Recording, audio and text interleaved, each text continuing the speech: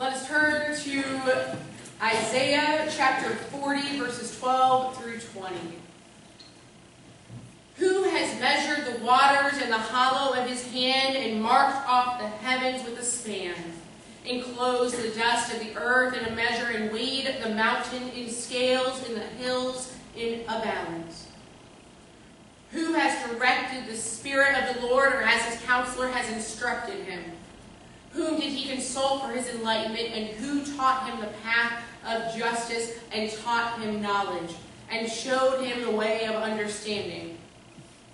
Behold, the nations are like a drop from a bucket and are counted as the dust on the scales. Behold, he takes up the isles like fine dust. Lebanon would not suffice for fuel, nor are its beasts enough for a burnt offering. All the nations are as nothing before him. They are counted by him as less than nothing in emptiness. To whom then will you liken God, or what likeness compare with him? The idol, a workman cast it, and a goldsmith overlays it with gold, and cast for it silver chains. He who is impoverished chooses for an offering wood that will not rot. He seeks out a skillful craftsman to set up an image that will not move. This is the reading of the word. Thanks be to God.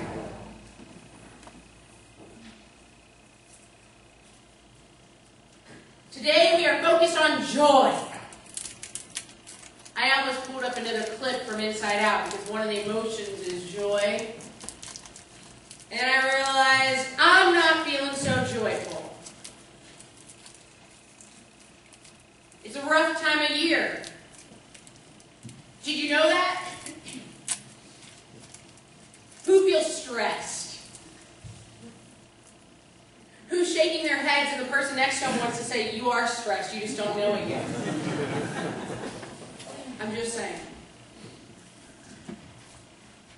Who feels a little pressure?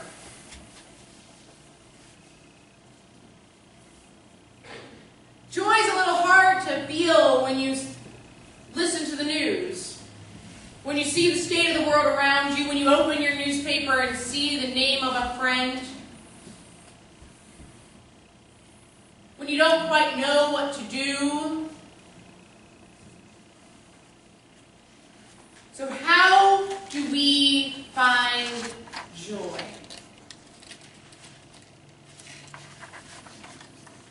The prophet Isaiah tells us, to whom then will you liken God, or what likeness compare? Joy is one of our attributes that we give to God. We consider God a God of love, of peace, of hope, and of joy. So where's our joy? It's not happiness.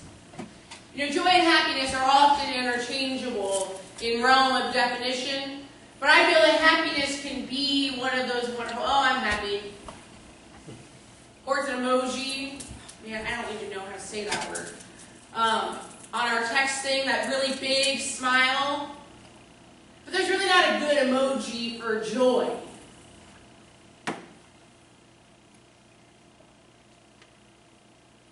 When I consider what joy is and what it means to me, I looked at this. I'm sorry. Miss Amy's going to be mad at me because I'm going to get glitter everywhere. But I look at glitter. You want to know why? At one point, glitter to me was everything joyful. I mean, hello, ribbons, bows, boxes. I wanted my clothes to glitter and glitz. I wanted the little dress that swirled around with the sequins and the fun. I wanted to make my Christmas ornaments and put as much of this stuff on them as possible. I was filled with Christmas joy. And now if I opened it and poured it out, how many of you would cringe? Glitter to me has somehow turned into, okay, I call it never get rid of it.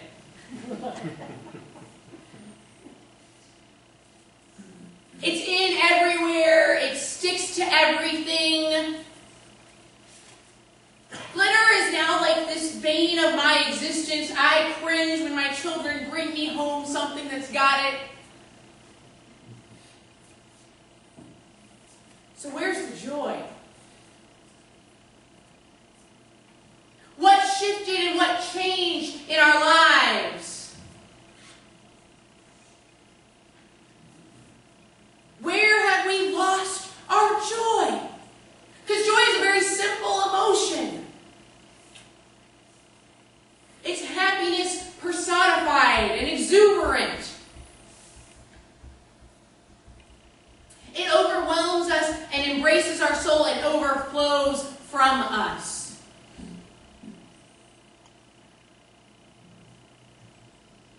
Where is it? I wonder when. I don't have a specific point in time. I don't know when glitter became annoying. I can't mark it on my calendar, red letter day, glitter stinks.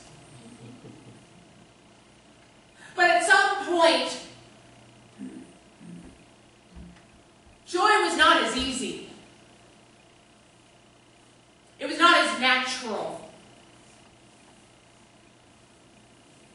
And I can't liken that to my childhood because I'm pretty sure I liked glitter for a while there. I mean, hello. I was the crazy person that sent people glitter letter bombs. Those things are awesome. You don't know what it is? I might send you one. At some point, though, I think that joy just becomes an unnatural emotion. And I don't know why. We've lost it. We've lost the simpleness of it. For some reason, to create it becomes a burden instead of a blessing. I mean, how many of us still have Christmas baking to do and we're sitting there going, can I cut the list down?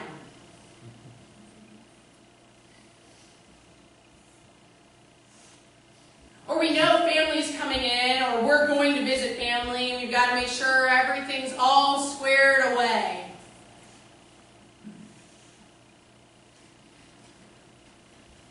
There's no joy in that, is there? I mean, reflectively as adults, we can go, well, of course there's joy. We're going to be with our family. Right?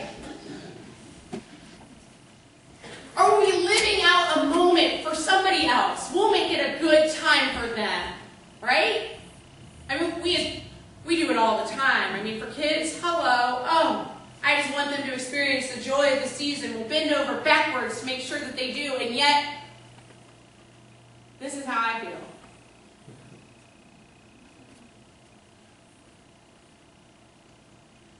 Where is our joy, people? When did we get so complicated and so convoluted in our minds that we forget the expectation of the simpleness of a gift bringing us joy?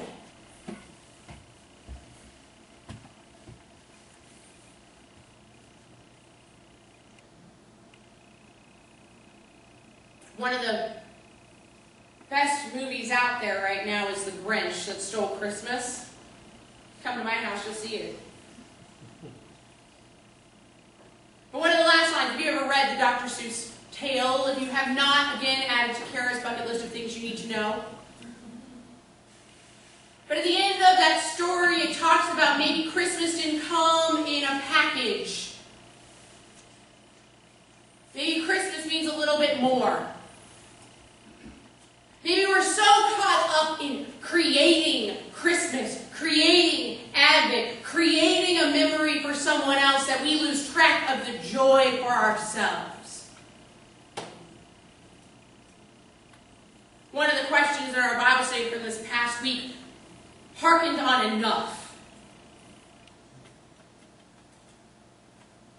When let go and be joyful in what we have and what we see around us?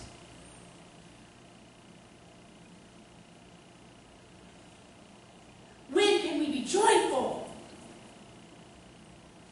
When can it stop being a burden of responsibility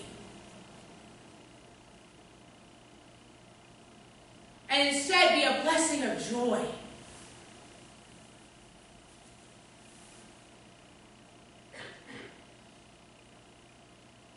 I think that's the question we're asking ourselves. Because we're responsible people, right? We're adults-ish. Some days I don't feel like I adult very well, and I'm looking for someone more adult than I. I don't know where to turn sometimes. We know that feeling though, right? When you're looking around a room full of people, and you go, oh wait, hold on. I'm the adult. Ew.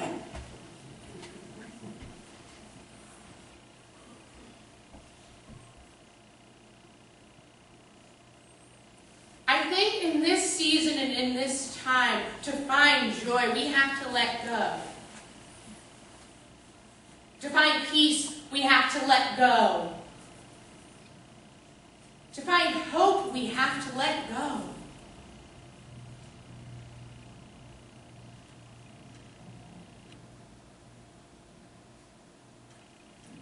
Let go.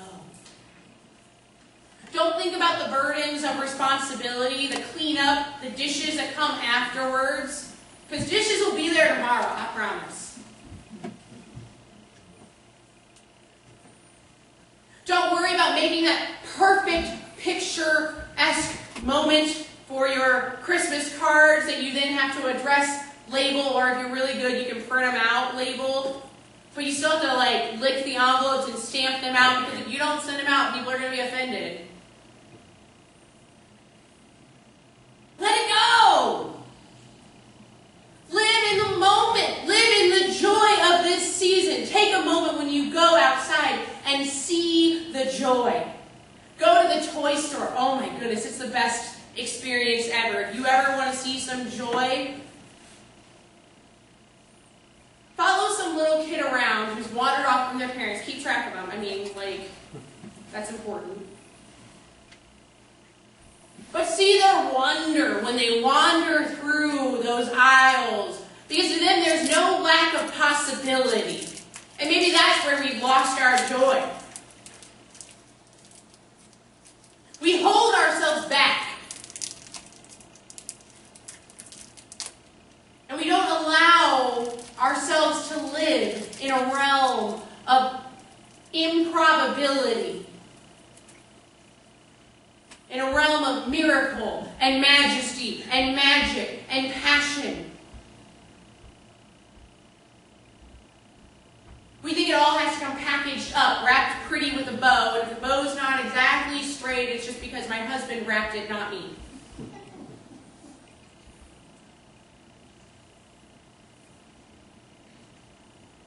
The greatest gift of all came in a simple package. The simplest things are what give us great joy. I think we all need that reminder this year. The weather's fantastic. I mean, hello. Unless your sinuses are killing you. Be joyful in the small things. And then the great things will overwhelm you with their amazingness. Find joy this season. Don't create it because you've already done a lot.